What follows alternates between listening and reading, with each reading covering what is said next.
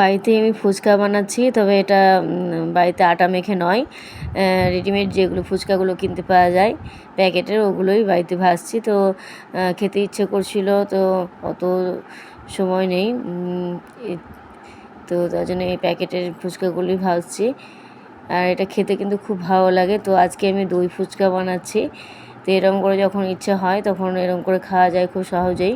তো এই যে আলু মাখছি, আমি আলুটা সেদ্ধ করে নিয়েছি, একটু ঝাল ঝাল করার জন্য কাঁচা লঙ্কা দিয়ে দিয়েছি। আর এখানে আমি ওই যে ফুচকাগুলো সমস্ত ভেজে নিয়েছি। আর এটা দইটাকে একটু লবণ আর একটু চিনি দিয়ে মাখিয়ে রেখেছি। তারপরে চাটনি করে রেখেছি তেঁতুলের, আর ঝুরি ভাজা দিয়ে আমি এটাই করব, দই ফুচকা। ঝুরি ভাজা কিনে নিয়েছি, ঝুড়ির প্যাকেটগুলো 10 টাকা প্যাকেট যেগুলো হয়, তো ওটা এখন বানাচ্ছি। তো খেতে অসাধারণ লাগে। তো যখন খেতে ইচ্ছা করে তখন এভাবে খাওয়া হয় মাঝে মাঝেই।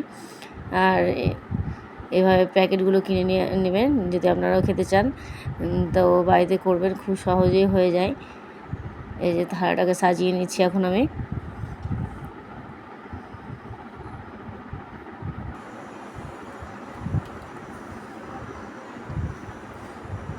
কিনে এনে যখন ইচ্ছা এটা বাজারেই পাওয়া যায়, আর খেতে খুব সুন্দর হয় না বাবা? হ্যাঁ, ঠিক আছে।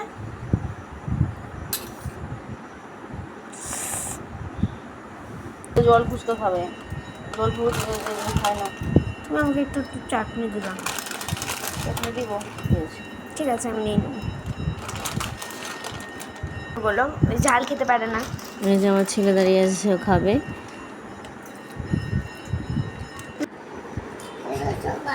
এই যে ফুচকা এখন খাওয়া হচ্ছে, দারুণ হয়েছে খেতে না? দারুণ। এই যে একজন খাচ্ছে শুধু পাঁপড়, বাবা চলেছে না, এই যে খাচ্ছে।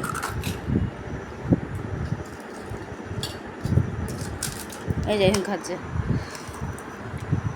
কেমন আছে ওটা? দেখি মুখ দেখি, মুখ দেখি। শোনা, খাও খাও, তুমি খাও, তুমি খাও, আমি খাও। এই যে এখন আমি খাবো। তো এই যে দই ফুচকা নিয়ে নিয়েছি, আমি খাবো।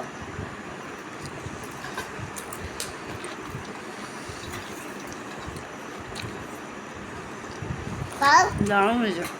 খাও, খাও।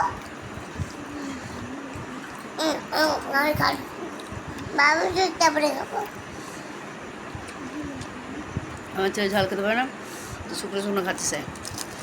অনেকগুলো খেয়ে নিল, ছটা খেয়ে নিল। শেষ করছি, বাই। আমরা খাই।